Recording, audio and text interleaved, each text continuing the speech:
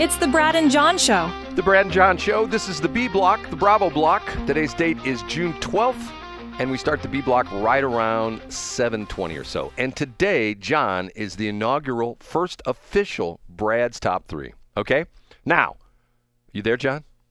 I'm ready, Brad. I can't wait I have. to hear. And do you have maybe an intro for us? I do, but I have two intros, and I want to play them for you, but I'm going to have to take your headphones and not put them real close to your head, okay? I'm going to play you we'll do. two intros, and I want you to tell me which one you like the best. Okay, this is number one. You ready? It's time for Brad's Top 3. I'm ready. That's number one. You like that one? Yeah. Okay, and then let's hear the second one. It's time for Brad's Top 3. And that's the second one. That's the two Brad Top 3 intros. Tell me which one you like. Hold on, I'm waiting for the music to not blow my eardrums out. I like number 2 much better. It's clearly a takeoff of it's the AI version of it's a really familiar beat of a pop song.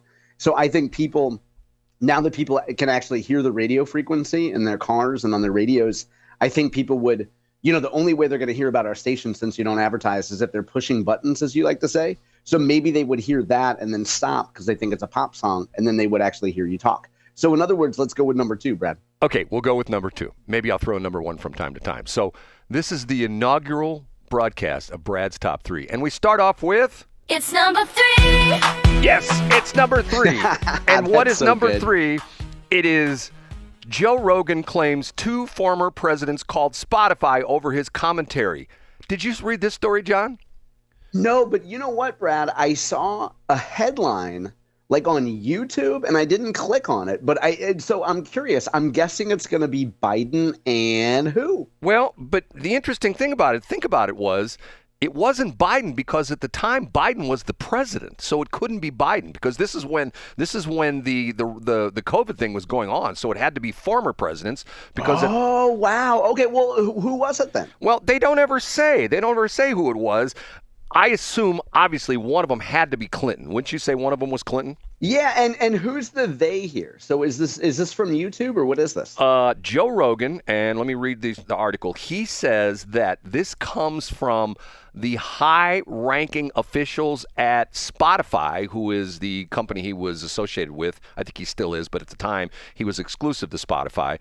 And he said that he was told this by one of the executives that these 2 former presidents called Joe Rogan, called Spotify rather, and pleaded with the Spotify executives to get rid of Joe altogether or censor him when it came to talking about COVID. Because remember, Joe Rogan was famous for the fact that he took, quote, the horse drug. Remember the warmer drug? Ivermectin. And he said he had COVID, but he was perfectly normal in 3 days or less. And he essentially said that there was pressure put on the higher ups there. And matter of fact, he says this is a comment this was done by Jen Psaki back in the day. It says, our hope is that all major tech platforms and all major news sources for that matter be responsible and be vigilant to ensure the American people have access to accurate information on something as significant as COVID-19. That was what Jen Psaki said at the time. Now, here's the interesting thing.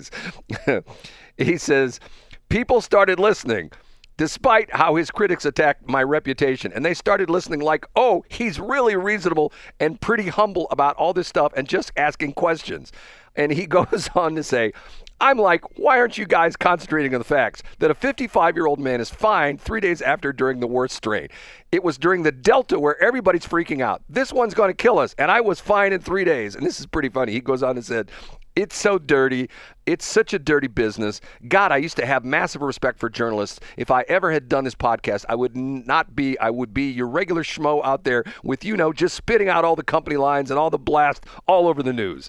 Yes, Joe Rogan. He's now become my Yeah, own. he nailed it, didn't he? Well, absolutely, positively. Now, the interesting thing is the article goes on to talk about the fact that when this controversy started, and apparently, I don't remember this, but apparently it did leak out, and I think he briefly mentioned it, years ago when in the heart of the COVID thing.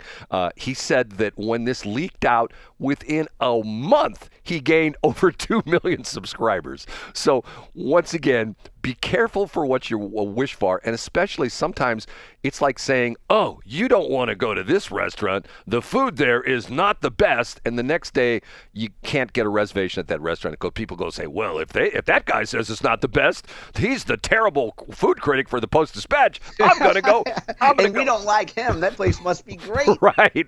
If he doesn't like it, it must be good. Okay, so that is story number 3. Up to number 2. You ready? It's time I'm ready. for Brad's number 2. Yes, It's time for Brad's number 2. it is the number 2. Okay, this one, and by the way, a couple ground rules here in the Brad top 3, okay? Sometimes these are real stories. Sometimes this is just me giving my opinion and maybe semi-ranting, okay? So far I haven't done this. This is another real story.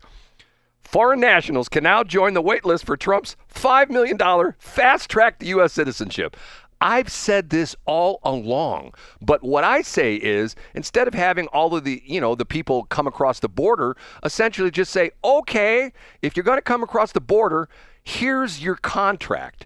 As a potential U.S. citizen, you must do the following. And it should say okay, you must support yourself. You will not take any public need. You will be a good citizen. You will not create any crimes. You won't go protest in downtown Los Angeles. And you have to pay us $1,000 a month for the privilege of being in the United States. Okay? But Trump is taking it to the next stage. He's calling it, and they're calling it, ready for this? And I'm ready. Here's his post yesterday. Donald Trump, God, this guy's so good. I know my Trump hater's going to go, I can't believe Brad just said that. Okay, here's his post from yesterday. For $5 million, the Trump card is coming. Thousands have been calling and asking how they can sign up to ride a beautiful road in gaining access to the greatest country and market anywhere in the world. It's called the United States of America. The waiting list is now open to sign up. Go to trumpcard.gov. That's fantastic. So what does it cost again, Brad? How can you do it? $5 million. You have to pay. Okay. All right. So if you're like a Saudi national, right, and you got a lot of money, right, why not establish a relationship with the Trump administration for only $5 million? Right. But see, and once again, here's the interesting thing. If these people got that much money to come into the country, they won't be a drag on the economy. We won't be paying for them showing up at the emergency rooms in SoCal, in San Diego and Los Angeles and flooding the emergency rooms because they don't have any health insurance. We won't have to worry about them, getting paid to stay in, $1,000 a night hotel rooms in the Roosevelt Hotel in New York. They're going to be self-sufficient. And matter of fact, what they're going to do is they're going to stimulate the economy. They're going to show up here. They're going to buy a house or 2 or 3 or 4. They're going to buy some nice cars, and they won't be driving cars like I drive. They'll be driving nice cars like John Combest drives, and they'll be paying personal property tax. They'll be paying real estate taxes. And they won't be sleeping under overpass. They won't be pooping on the sidewalks. I think the trumpcard.gov is the best thing in the world. Yeah, I don't know how anybody can oppose it, Brad. I guess you would say that if you were a Democrat, you would say it's a stunt and only the rich can afford it, and it's typical Trump only catering to the rich people. But I agree with you, Brad. I think it's fantastic. John, what did you just say? I agree with you, Brad. I think it's fantastic. I didn't say I think you're fantastic. I said I think the idea is fantastic, and I agree with you. Are we ready for number 1? We sure are. I can't wait. And now, big finish, Brad's number 1.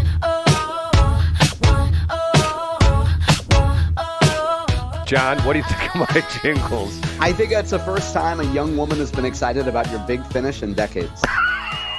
Thanks for that, John. I appreciate that. Okay, this is a Brad rant. Okay. Oh man. Okay, and matter of fact, maybe I'll actually call him later and get his opinion on this. Last night I headed out at 5:30. I headed out to Newtown. Now I have not been to Newtown in a while. Okay. And let me see if I can find this email. And why do you think I went out to Newtown?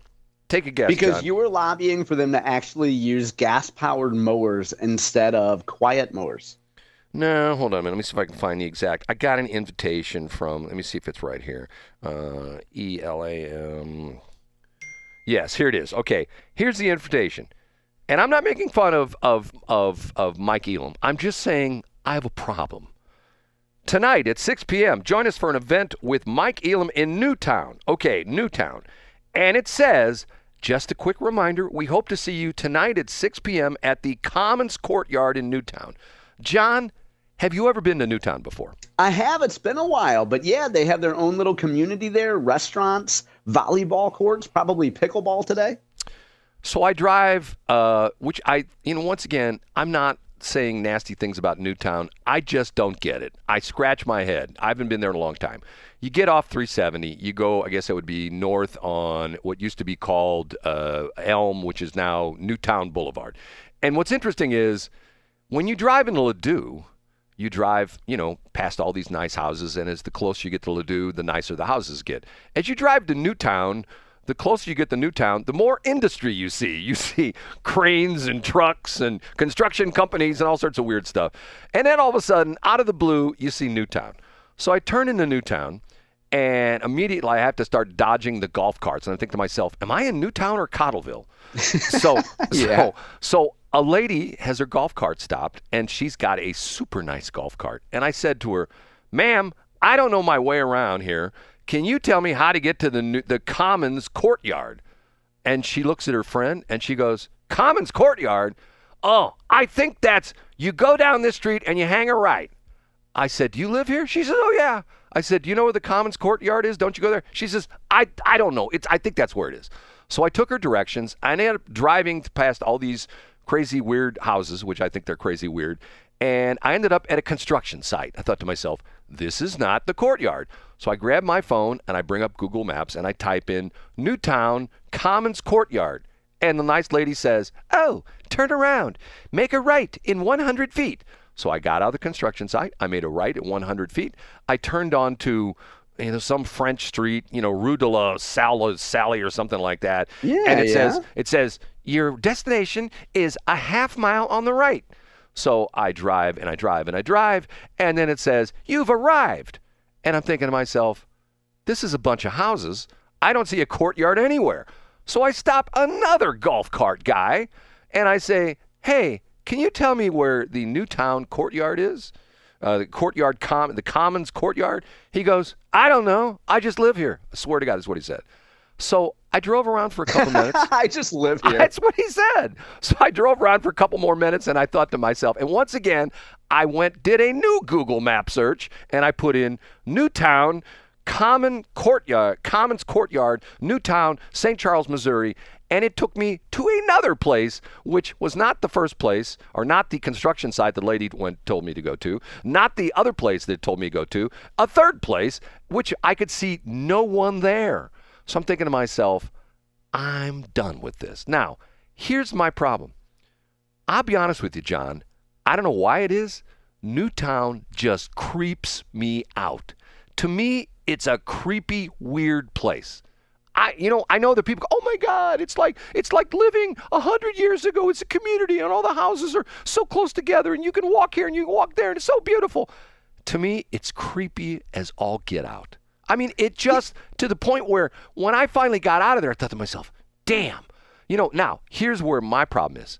I'm more comfortable driving down Newtown Boulevard and seeing all the construction equipment and the trucks. There's a big FedEx terminal back there, and the Coca-Cola bottling plant is down there. To me, that's comfort. Newtown, sorry, not interested. So, Mike Elam, I'm sorry. I intended to show up last night. I hope you have a good hope you had a good turnout, but I couldn't find the damn place. Now, yeah, I mean, first of all, I think that's instructive for Mike's campaign of maybe providing better signage or details.